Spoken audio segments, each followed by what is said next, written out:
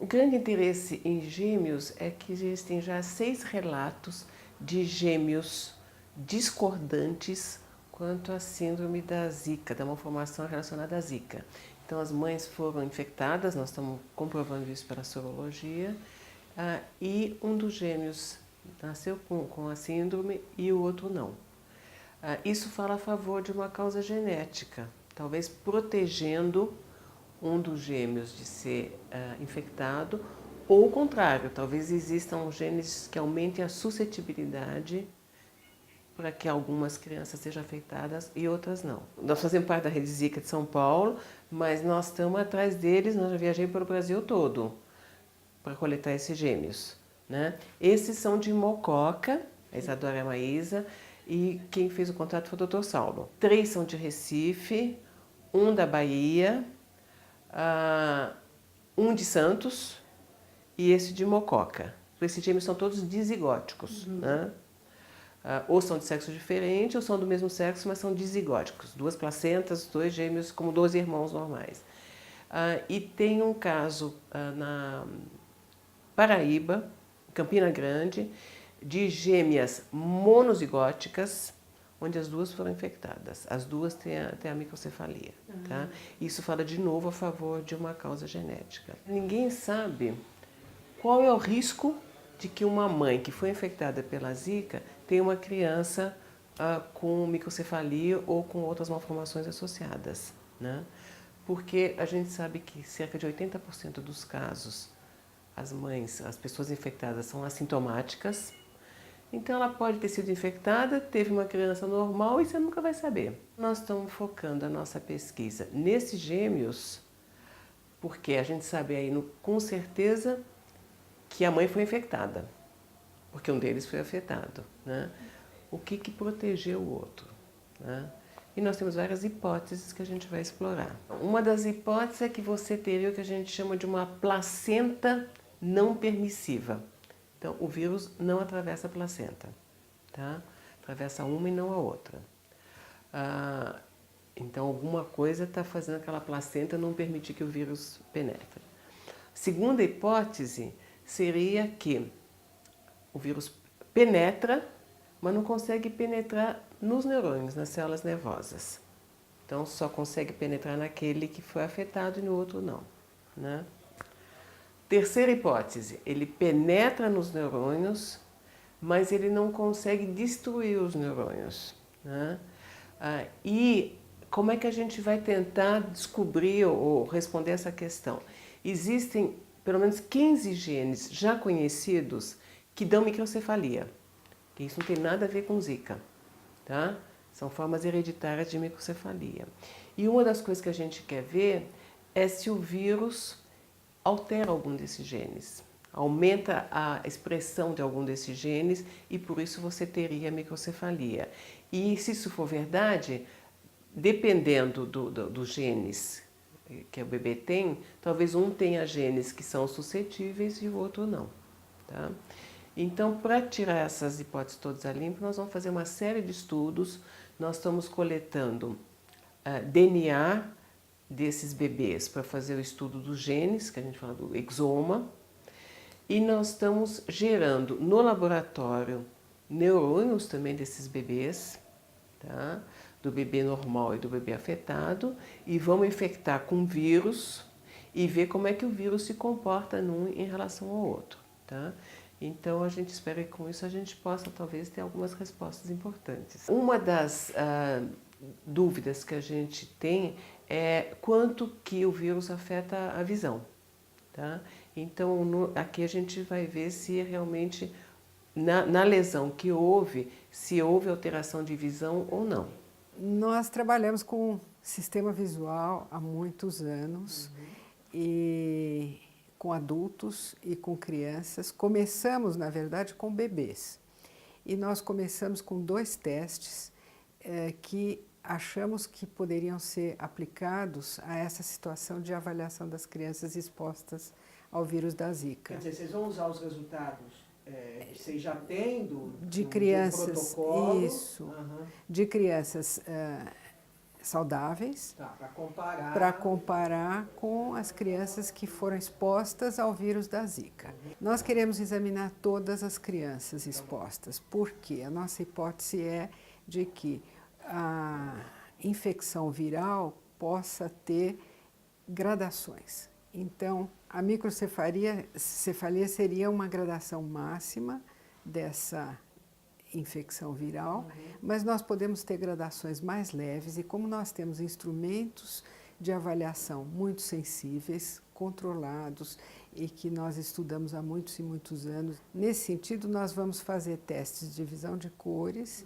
de acuidade visual e esses testes serão testes comportamentais, muito simples, em que o que nos dá referência de se a criança está enxergando ou não é a direção do olhar dessa criança. A retina é parte do cérebro. Embriologicamente, ela é parte do sistema nervoso central e como se vê a devastação que o Zika demonstrou fazer no sistema nervoso central, que produz a microcefalia, e como existem evidências também de que a retina de bebês com microcefalia pode estar muito afetada, com lesões grandes, graves, em artigo publicado em janeiro agora desse ano, então nós achamos que é importantíssimo testar a visão. Dentro do nosso protocolo, os exames que serão feitos são esses exames de visão de cores, acuidade visual, os testes da escala Bailey. Na década de 90, eu tive uma aluna, Solange Salomão, que é professora na Escola Paulista de Medicina e ela fez para o doutorado dela as normas desse teste. É um teste que é muito rápido, você consegue medir em 5, 10 minutos a acuidade visual de uma criança. E essa foi uma história de muito sucesso, porque depois disso esse teste passou a ser usado em algumas clínicas. Então ele está incorporado à prática de oftalmopediatria em alguns casos.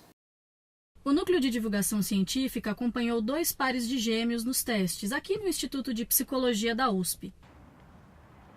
Lucas e Laura vieram de Santos, litoral de São Paulo, com a mãe Jaqueline. Nasceram no final de 2015. A mãe teve Zika. Chegaram cansados demais para a atividade completa. Fizeram alguns testes e logo dormiram. As gêmeas Maísa e Isadora vieram de Mococa, interior paulista. Elas são mais velhas que os gêmeos de Santos, já completaram 1 ano. Dr. Marcelo Fernandes, da equipe de Dora, aplicou o primeiro de uma série de testes nas meninas. A criança tem uma resposta inata na hora que, se você tirar da sala de parto e ela abrir os olhos, ela vai fixar o olhar desse lado aqui dessa prancha. Então, havendo uma figura com alguma complexidade, o olhar é atraído para essa figura. Então, esse é um teste em que nós temos essa prancha, que é uma prancha modelo, que para começar, para atrair a atenção da criança, e temos 17 pranchas com larguras de listas decrescentes. E o que nós fazemos é o seguinte, o bebê fica sentado no colo da mãe, e aqui nós temos um pequeno orifício. Eu coloco o meu olho aqui e olho a face da criança e julgo a direção do olhar. Na hora que a criança me convence de que as listas estão de um lado ou do outro, eu repito várias vezes o teste, então eu digo, está aqui. E aponto para onde está e entrego para o assistente, para a pessoa que estaria posicionada junto à caixa de cartões e que aí troca e me entrega o cartão seguinte.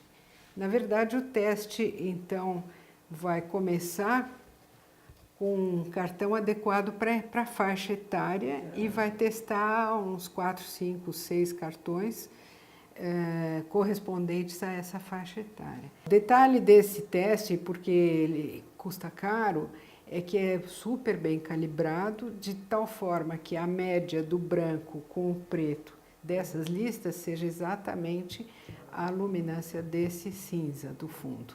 Então, se eu pudesse liquefazer as tintas correspondentes e misturá-las, teria que dar exatamente esse cinza. Para medir o potencial visual de Isadora, a doutora Mirella coloca eletrodos na cabeça da menina, como se fosse um eletroencefalograma. Ela nem ligou. Esse é o exemplo de um estímulo usado no teste do potencial visual evocado.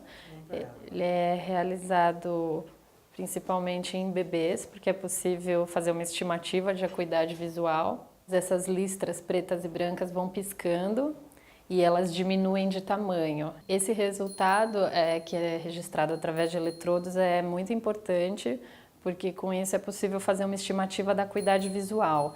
Com esse teste não é possível dizer exatamente o que a criança enxerga ou não, mas é possível dizer que essas áreas iniciais que processam a visão estão funcionando adequadamente. Isso é muito importante, porque aí se tem a conclusão de que do olho, da onde a visão começa, até esse local, isso está ok, está adequado, exatamente. Isso é uma informação extremamente importante. O último exame testa a visão de cores. Vou mostrar para vocês, é um teste computadorizado de visão de cores, chamado Cambridge Color Test.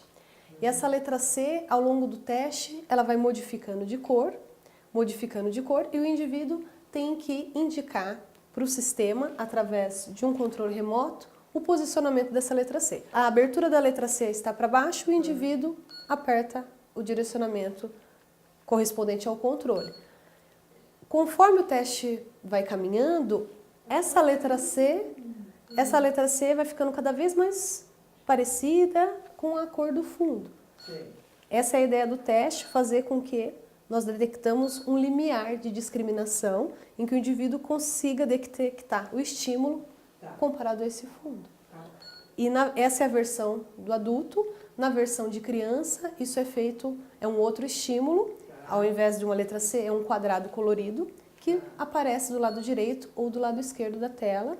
Nós fazemos com 2 experimentadores. Um fica com o controle e um pesquisador fica de frente com o bebê, olhando o olhar preferencial da criança e a direção do olhar da criança.